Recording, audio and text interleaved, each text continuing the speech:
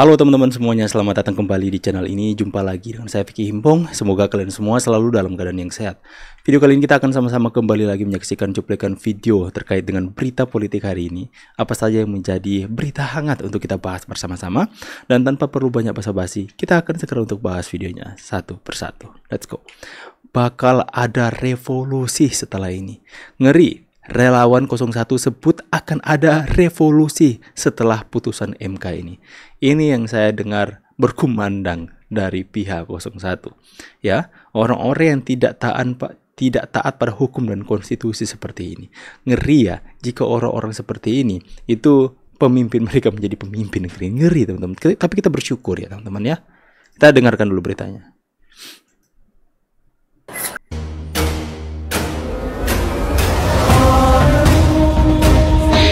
Hari ini keputusan MK itu nggak sesuai dengan harapan, ya biasa aja. Kenapa? Karena kita udah prediksi itu sejak awal. Benar nggak? Bisa nggak keputusan MK dibatalin? Ya nggak bisa kalau dibatalin. Paling selanjutnya ada wacana revolusi kayaknya. Ya kita tunggu aja selanjutnya akan ada pergerakan apa. Ngomong-ngomong soal revolusi nih ya, saya nggak tahu ada hubungannya atau enggak. Di grup saya itu sekarang yang dibahas apa coba? Senjata. Hah? Mendingan bahas itu kan daripada kita bahas soal yang bikin bakar sendiri. Kita yang penting bergerak maju terus sampai perjuangannya selesai gitu loh. Jadi siap menang, siap sukses gitu. Hah? Teman-teman. Bentar ya. Katanya dia membuka aib mereka sendiri sebenarnya. Di dalam grupnya, di dalam grup kelompok-kelompok ini yang dibahas mereka adalah senjata. Senjata untuk melakukan apa? Seperti yang dikatakan, wacana-wacana yang keluar hari ini adalah revolusi. Dan kemudian dalam grup mereka, dia sendiri yang mengungkapkan bahwa mereka membahas apa? Senjata. Hei, senjata untuk apa? Untuk kalian melakukan revolusi? Untuk kalian melakukan peperangan di negeri ini? Tidak mau menerima kekalahan dan kalian mau perang? Ini adalah bukti yang kuat sebenarnya. Bukti yang kuat untuk menjerat dia masuk ke dalam penjara. Karena ini benar-benar memprovokasi, benar-benar sudah melewati batas yang ada. Ya, kata mereka teriak demokrasi tapi tidak mau untuk menerima suara 90 juta rakyat Indonesia ini. Bahas senjata loh guys ya. Bahaya ini. Pak polisi tolong Pak. Tolong Pak selidiki ini Pak ya. Pesan buat Anies Baswedan ya. Kenapa gua nggak nyebut bapak? Karena lu bukan siapa-siapa. Lu cuma begundal. Lu cuma tukang ngeyel. Jangan Pak, sabar. Pak, sabar ya Pak ya. Ya memang kenyataan Pak Anies sekarang sudah bukan siapa-siapa, sudah menjadi rakyat biasa kan, sudah kalah ya. Pesan buat Anies Baswedan. Bentar Bang, guys, ya. Aku refresh dulu teman-teman ya. Ini pesan gimana ini? Udah kayak nggak bisa. TikTok ini sering ngebug ya teman-teman ya. Mana dia ini? Pesan buat Anies Baswedan ya. Kenapa gua nggak nyebut bapak? Karena lu bukan siapa-siapa. Lu cuma begundal. Lu cuma tukang ngeyel, pemecah belah bangsa, mengujar kebencian. Ayam aja setuju ya. Paham lu? Lu hari ini harus segera minta maaf dan mengucapkan selamat kepada Prabowo Gibran. Udah kayaknya, udah ya. Sebagai presiden terpilih dari 96 juta rakyat Indonesia. Dengan berakhirnya sidang putusan MK yang menolak gugatan dari 01 dan 03, jelas mutlak bahwa demokrasi sudah berjalan dengan baik. Jadi rakyat senang dipimpin oleh orang yang gak banyak bacot kayak lu. Orang yang bisa kerja, bukan kayak lu ngomong. Ya, mungkin Bapak ini udah emosi ya. Kenapa nggak dari awal aja terima kekalahan, Pak, nggak ribut-ribut seperti ini ya. Ngomong doang tapi nggak bisa kerja. Ya. Sabar Pak ya, sabar Jadi Pak. Gubernur Jakarta aja nggak becus lu. Mau mimpin Indonesia. Sorry ya, sorry. Dan terkhusus buat anak abah, lu pada tobat. Paham lu? Sabar ya, sabar. Pasti Pak Prabowo menganjurkan untuk para pengikutnya sabar. Sekalipun sering diprovokasi, sering dipanas-panasi, tapi sabar. Presiden Prabowo dan Gibran adalah presiden terpilih, ya, bukan kaleng-kaleng. Paham. Saya curiga kepada dua hakim. Saya selalu bisik-bisik. Kenapa itu orang kalau ada bukti yang kira-kira menguntungkan 01, 03 langsung dicecar? Kalau itu merugikan 02. Saya dari awal sudah mengatakan pasti nanti ini akan disetting, yaitu Prof. Eni Purbaningsih dan Saldi Isra. Yang aneh lagi pendapatnya Profesor Eni adalah dia mengatakan dia tidak melihat bansos itu di APBN. Ini benar-benar aneh banget itu orang. Ya benar loh, dia bilang begitu tadi. Dia tidak melihat ada bansos di APBN, ya kan? Yang kedua, Saldi Isra mengatakan bahwa memang bansos itu ada, tapi dia bilang sangat masif menjelang pemilu. Pesan buat Wow. Anies Baswedan, ya. Kenapa auto? Dissenting opinion itu menyatakan perlu dilakukan pemilihan ulang suara, pemilihan suara ulang, pemungutan suara ulang. Bukan 6, ada 8. Saya sebut ya supaya nggak lupa ya. Sumatera Utara, MK sudah ketok palu, Jakarta, masa saja bahas Jawa pemungutan Barat, suara ulang. Jawa Tengah, Emang Jawa Timur, tersangka ini ya. Bali, Kalimantan Barat, dan Sulawesi Selatan. Dan kalau itu dilakukan, insya Allah kemenangan itu tak akan lari dari genggaman tangan. Pede amat loh. Dan yang paling menarik, kenapa perlu dilakukan pemungutan suara Kalah ulang? ya. Dalil kami dari 3 orang hakim itu, dalil kami mengenai bantuan sosial itu terbukti telah dimanipulasi. Dan dalil kami mengenai adanya mobilisasi Kalah penyelenggara dan ya. aparat negara. Yang pertama, Bang Semi, apa solusi untuk Mereka yang tertawa terbahak ingin Mundur, Presiden Wil. Jokowi mundur. Anak udah dapat, mantu udah dapat, masa semuanya mau diborong? apa nih solusi untuk negeri? Gak lucu. Mundur, Wil. Rejim ini harus diberhentikan. Gak lucu kalian. Solusi untuk negeri. Mundur, Wir. Ini republik, presiden, bukan raja, bukan dinasti. Mundur, Jok. Kalah Wir. Curang, diskualifikasi. Dipecat Wir. Apa solusi untuk negeri? Mundur Wir, reformasi itu harusnya berjalan maju, bukan berjalan mundur. Ferry. Gak lucu. Wir. Angket beras mau lewat.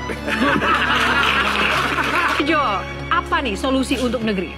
Mundur Wir, Gatot Kaca harus jatuh, jangan di atas terus. Nangis aja kalian ya. Kasih silakan. Nah, ketawa aja. Nangis kan sekarang. Cerna sendiri ya.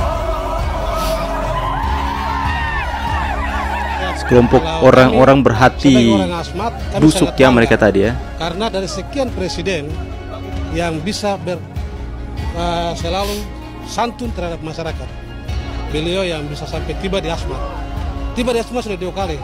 Ini 2 kali. yang mereka Dan kami benci sangat tapi membangga. dicintai rakyat.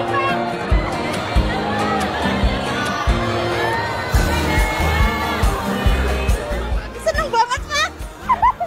Seneng. Ya mengidolakan banget Bapak. Sengaja tadi pas ke alun-alun lihat Pak Jokowi. Iya. Banget bangga, seneng banget, seneng banget. Tapi sebentar. Tadi padahal di Aston udah mau ini tapi nggak jadi. Nggak bisa di sini. Iya, ini ada jalan-jalan. Iya. Bangga banget, seneng banget. Kan nggak gampang loh kayak gitu. Iya. Seneng sekali. Nggak nyangka. Ibu tahu ini? Dan presiden dalam hidup mereka. Memang bukan rahasia umum lagi, Presiden Jokowi menjadi salah satu presiden yang paling dicintai rakyat. Berkat kesederhanaannya yang mau turun langsung melihat rakyat kecil, membawa dirinya sangat diidolakan oleh semua kalangan.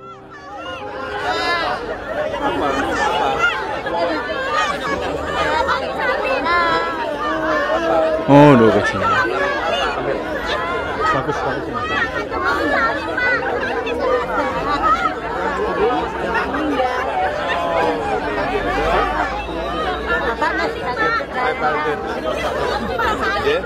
Kasih hati-hati. Ya, doanya ya.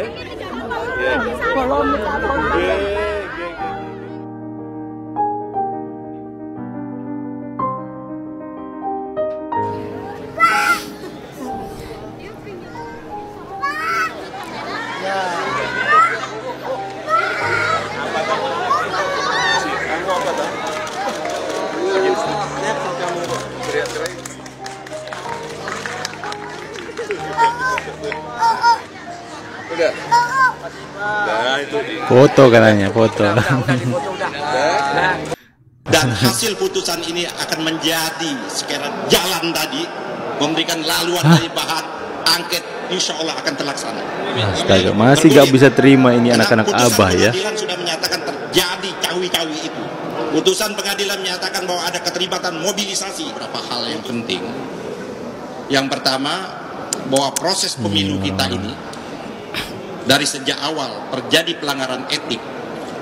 Dalam argumentasi yang dikemukakan oleh majelis hakim tadi, jelas bahwa pelanggaran etik itu dilakukan, terutama kepada pemimpin tertinggi kita, yaitu Presiden Republik Indonesia. Persoalannya memang adalah bagaimana mengukur dan menilai pelanggaran etik itu dalam proses yang namanya sengketa pilpres ini. Aturan-aturan pelaksananya belum diatur.